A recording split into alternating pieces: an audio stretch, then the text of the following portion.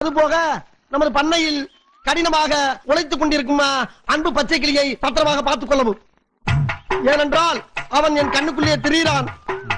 அதுபோக அவன் மாடு மேய்க்கும் போது அவனை வெயிலில் நடக்க விடாமல் அவனுக்கு ஒரு புல்லட்டு வாங்கி கொடுத்து, பேண்ட் செட்டும் வாங்கி கொடுத்து, ஒரு தொப்பியும் வாங்கி கொடுத்து அவன் போட்டுக்காரியா அவனை அவனை அழகு பார்க்குமாறு மிக தாழ்மையுடன் கேட்டுக்கொள்கிறேன். அதுபோக அவனை கயிற்று கட்டில் போட்டு வெளியில் படுக்க விடாமல் ஒரு பஞ்சுமத்தை வாங்கி கொடுத்து அவனுக்கு ரூம்பு போட்டு ஏசி போட்டு தருமாறு கேட்டுக்கொள்கிறேன். இவ்வளவும் போக ஒரு முக்கிய குறிப்பு, நமது குடும்பத்துக்காக கடினமாக உழைத்துக் கொண்டிருக்கும் அந்த ஒப்பற்ற ஜீவனை நாம் பத்திரமாக பார்த்துக் கொள்ள வேண்டும்.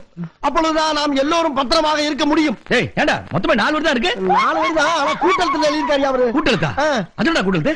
நான் படிச்சிருக்கல கூட்டெழுத்து. அந்த டீச்சர்ட்ட அப்படிதான் எழுதிருப்பாங்க. கேளுங்க. என்ன அப்படி பாக்குறீங்க? என் மேல சந்தேகமா உங்களுக்கு? நம்பி இவ்வளவு விஷயம்